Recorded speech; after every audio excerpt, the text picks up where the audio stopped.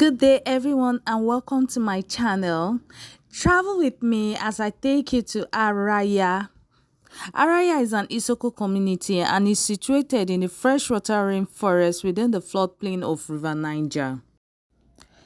The town called Araya was founded by a man named Araya, and the town is populated with over 6,000 people. The miracle of the Araya Holy Bible. In Araya, during the rainy season, when the river Niger overflows its bank, a greater part of the farmland are flooded, as Lake Aya is linked to the river Niger by a creek and the Ase River. The flood comes about late August every year.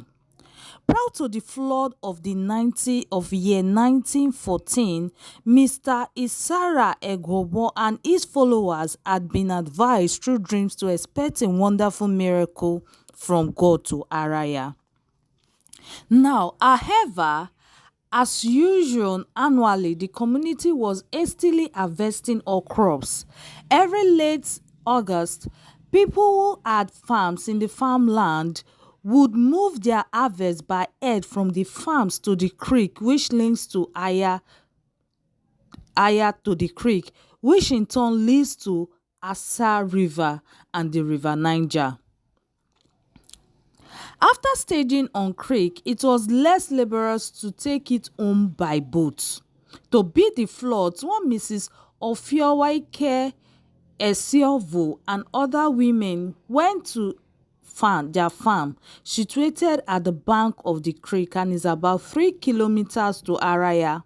They were to ferry home their yams because the flood was swiftly catching up on the yams stacked up on the sands.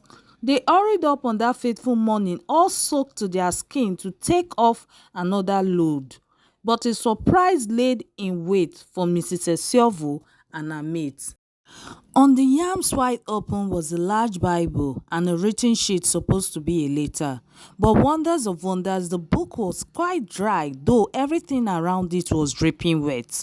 They surmised that whoever placed the book there did so only a moment earlier. So they called, shouted, hollered for the owner, but no one answered them. Now, Mrs. Esilva and other women were pagans. However, knowing what miracles the Bible was doing in the hands of Mr. Isara, the first Christian of the community, they apprehensively protected the book as best as they could and carried it home along with the yams.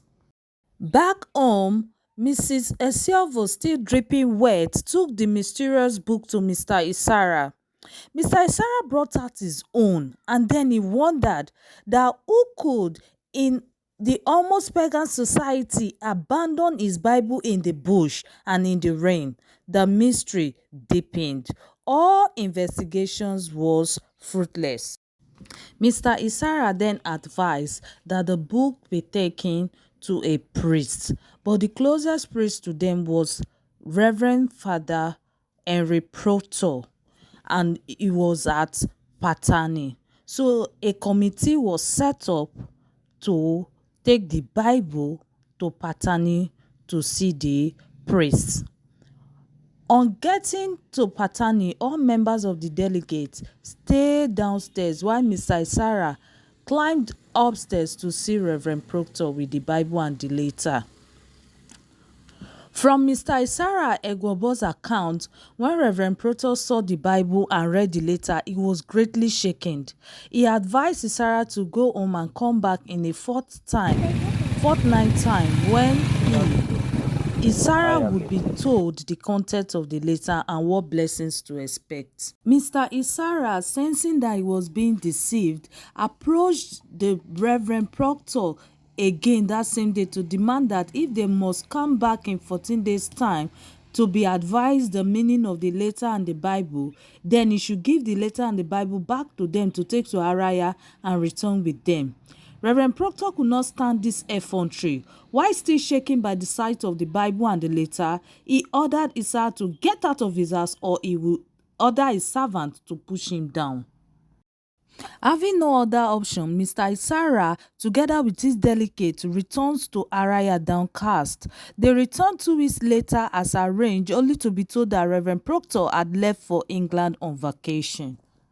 Whether the Reverend took the Bible with him on that journey in 1914 or whether it formed part of his personal effects which were later sent back to England after his death is unknown. We may never know what actually happened, but what is significant is that the fact that Holy Bible from nowhere landed on the yams of a pagan woman in Araya. In those early days of Christianity in Isoko, we are told that later, while Reverend Proctor was on his way to England by boat, he fell sick and died. He did not reach home.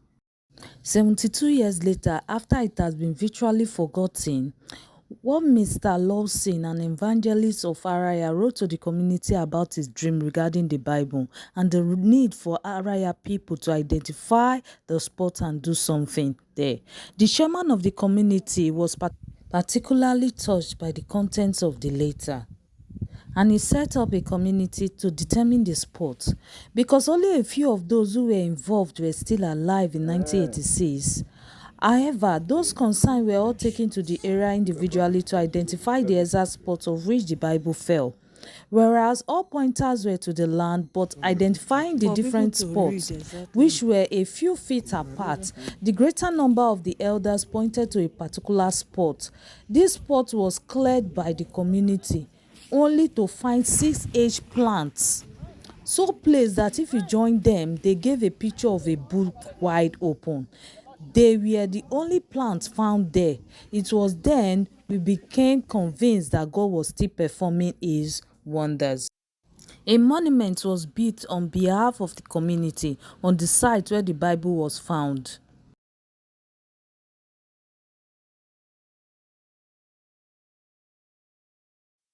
Your visit to Araya Mountain is not complete without visiting the tomb of Chief Evangelist Colinus Adam Ibunu, born in 1914, the same year that the Bible fell in Araya. We are going back home. Bye. Thanks for watching.